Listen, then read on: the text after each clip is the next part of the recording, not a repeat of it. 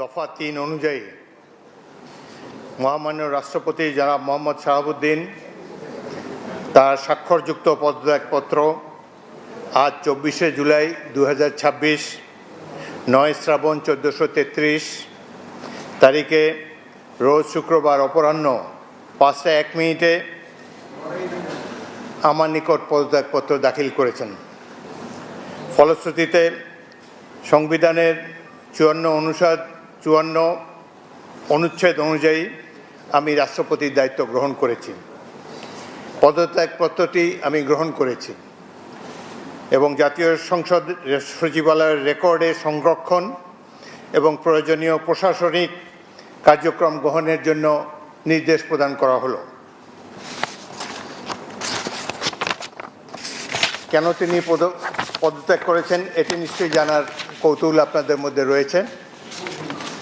তিনি লিখিতভাবে জানিয়েছেন যে তিনি গুরুতর অসুস্থ, হৃদরোগ, উচ্চ রক্তচাপ, ডায়াবেটিস ও কিডনি জটিলতায় তিনি ভুগছেন।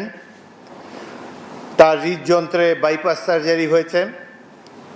ইদানিং স্বাস্থ্য পরীক্ষার অটোনমিক নিউরোপ্যাথি যেসব কারণে বাংলাদেশের রাষ্ট্রপতি পদত্যাগ করলেন সেই বিষয়টি জানালেন বর্তমান ভারপ্রাপ্ত স্পিকার। তিনি বললেন সরকার রাষ্ট্রপতি অসুস্থতার কারণে পদত্যাগ করলেন। পুরো ভিডিওটি দেখুন আর চ্যানেলটি সাবস্ক্রাইব করে সঙ্গে থাকুন। ধন্যবাদ।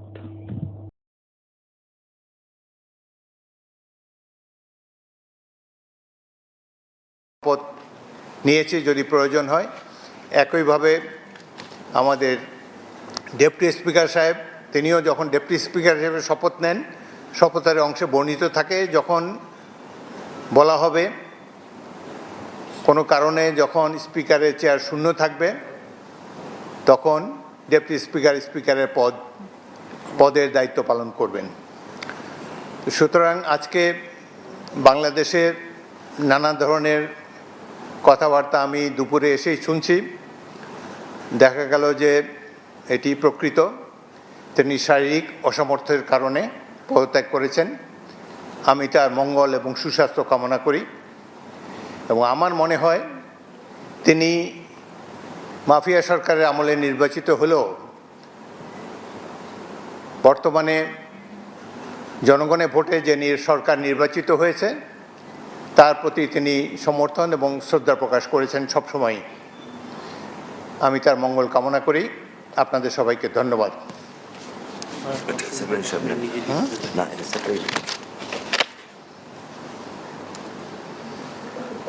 কোনো প্রশ্ন থাকলে একটা দুটো প্রশ্ন করতে পারেন।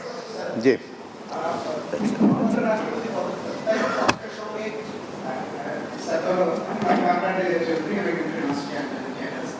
আরেকটা প্রশ্ন হচ্ছে মহামান্য রাষ্ট্রপতি যে পদত্যাগপত্র জমা দিয়েছে তার সঙ্গে কোনো মেডিকেলের কিছু জন্মে একটা প্রশ্ন আছে যে এটা কি আসলে কাগজে কলমে অসুস্থতা না জেনুইন অসুস্থতা? আচ্ছা শোনেন, বাংলাদেশের রাষ্ট্রপতির পদত্যাগ একটি গুরুতর ঘটনা। এর সাথে দেশের ভালো মন্দও জড়িত। রাষ্ট্রপতি একজন মানুষ, তিনি অসুস্থ হতেই পারেন এবং তিনি রোগেরও নাম প্রকাশ করেছেন, লিখিতভাবে জানিয়েছেন তিনি কি কি রোগে ভুগছেন এবং মাঝে মাঝে তিনি অচেতন হয়ে পড়েন। এর জন্য ডাক্তারের সার্টিফিকেটের কোনো প্রয়োজন নাই, যিনি যেখানে নিজেই এটি দাবি করেছেন। সুতরাং আমরা আশা করি এই পদত্যাগের ফলে সকল ধোঁয়াশা পরিষ্কার হলো, কোনো ধরনের বিশৃঙ্খলা বা কোনো ধরনের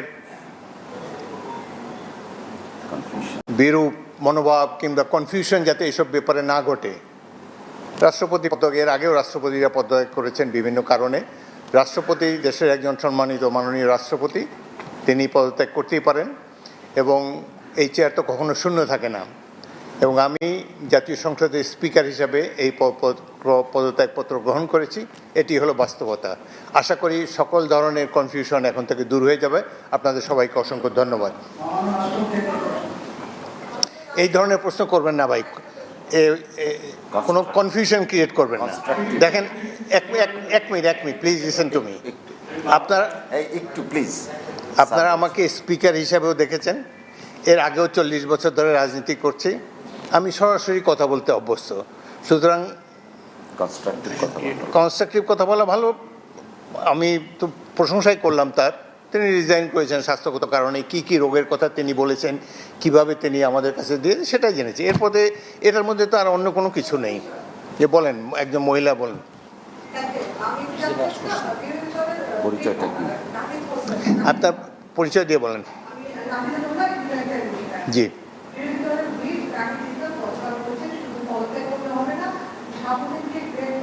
নো কমেন্ট। এ ব্যাপারে আমার কোনো মন্তব্য নাই।